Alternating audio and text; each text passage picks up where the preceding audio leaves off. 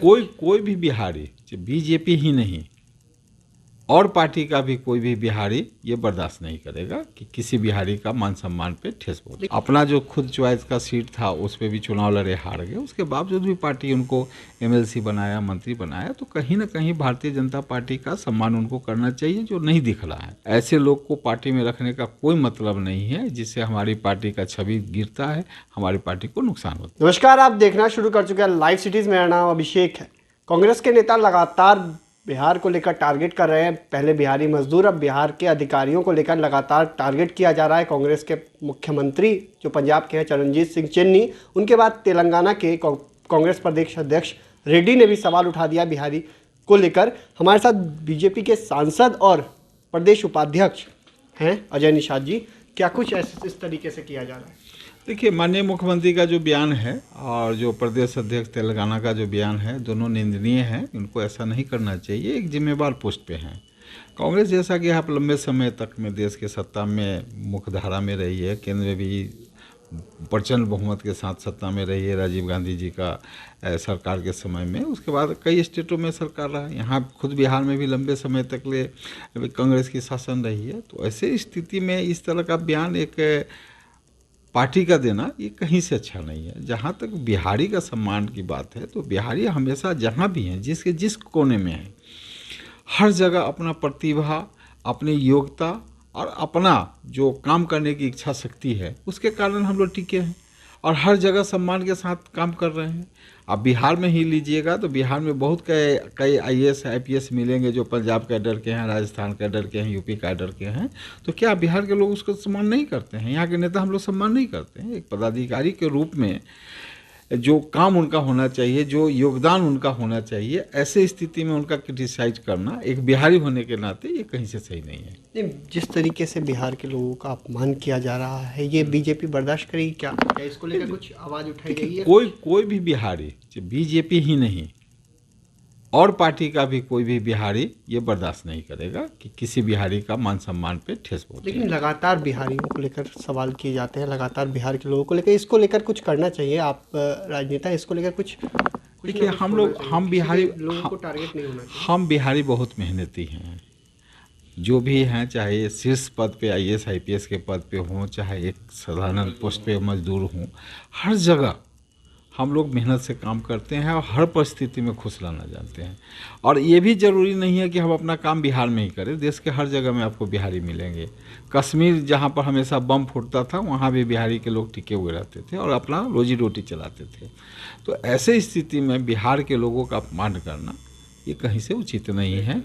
अच्छा, यूपी में चुनाव हो रहा है और चुनाव अंतिम चरणों में, ऐसे में बिहार आपका जो गठबंधन है एनडीए का, उसमें मुकेश सहनी वीआईपी पार्टी से है और मंत्री भी हैं। आपने पहले भी कहा था कि अगर नहीं संभले तो कुर्सी भी जा सकती है उनकी, लेकिन अब तो वो खुलेआम प्रचार कर रहे हैं और बैनर, पोस्टर या अखबारों में भी छपवा रहे हैं कि दिखाएंगे निषादों का दम, नहीं खिलने देंगे कमल। यूपी में कमल नहीं खिलने वाला है, उनका कहना है। और वो बजाबते उन्होंने विज्ञापन भी छपाया है। विनाश काले विपरीत बुद्धि, जब आदमी की मति मर जाती है तो इसी तरह का कदम लेता है। उनको बार बार हम संज्ञान में ला रहे हैं कि आप बिहार में जो भी हैं भारतीय जनता पार्टी के कारण हैं। आप यूपी में लोकसभा से चुनाव लड़े, 3 सीट मिला, तीनों हार गए। एनडीए में जब आए तो आपको 11 सीट पे लड़ने को दिया गया, तो मात्र 4 सीट पे ही वो जीत हासिल किए। अपना जो खुद चॉइस का सीट था उस पे भी चुनाव लड़े, हार गए। उसके बावजूद भी पार्टी उनको एमएलसी बनाया, मंत्री बनाया। तो कहीं ना कहीं भारतीय जनता पार्टी का सम्मान उनको करना चाहिए, जो नहीं दिख रहा है। तो आने वाला समय में पार्टी इस पर कार्रवाई करेगी। वो डरते नहीं है। उनका कहना है कि अगर आपको मंत्री पद छीना है, एमएलसी से हटाना, हटा दीजिए। हम निषादों की लड़ाई लड़ते रहेंगे और निषादों का दम दिखाएंगे और बीजेपी को नहीं खिलने देंगे। देखिए, माननीय योगी जी 300 सीट प्लस, याद रख लीजिएगा, 300 सीट पार के साथ, पूरी सम्मान के साथ सत्ता में दोबारा वापस आ रहे हैं। किसी को अगर ये भ्रम है कि हम छोटा सा एक रोड़ा फेंक के इनके लिए हम दीवार खड़ी कर देंगे, तो यह संभव नहीं है, सोच संकीर्ण है। अगर योगी जी आते हैं तो क्या मुकेश सहनी पर कोई कार्रवाई होगी बिहार में? क्योंकि इस तरीके से उन्होंने चुनाव में किया, कर रहे हैं और लगातार कमल नहीं खिलने की बात। देखिए, ये तो पार्टी के शीर्ष नेतृत्व को सोचना पड़ेगा। क्योंकि इस तरह का जो भी भारतीय जनता पार्टी में गठबंधन होता है तो ये एक शीर्ष लेवल का नेता लोग हैं वही तय करते हैं। तो आने वाला समय में वो लोग विचार करेंगे। जहाँ तक मेरा मानना है, हम तो कहेंगे कि एक पल भी देरी नहीं करना चाहिए। ऐसे लोग को पार्टी में रखने का कोई मतलब नहीं है जिससे हमारी पार्टी का छवि गिरता है, हमारी पार्टी को नुकसान होता है। गठबंधन से हटाया भी जा सकता है, आराम से हटाया जा सकता है, कहीं कोई दिक्कत नहीं। एक और बात उन्होंने कही है कि 2025 में जब चुनाव होंगे तो वो मुख्यमंत्री उम्मीदवार होंगे बिहार में। ये बात उन्होंने यूपी इलेक्शन में कही है। साथ ही साथ उन्होंने कहा है कि अभी तो 4 है जो आप लोग कहते हैं कि बीजेपी के साथ है, उससे ज़्यादा उनके पास विधायक होंगे और 40 से 80 विधायक होंगे। इस पे तो जदयू के नेता को विचार लेना चाहिए, जो कि माननीय जदयू के मुख्यमंत्री नीतीश नहीं, आप कुमार जी। बनाएंगे अगर आपके?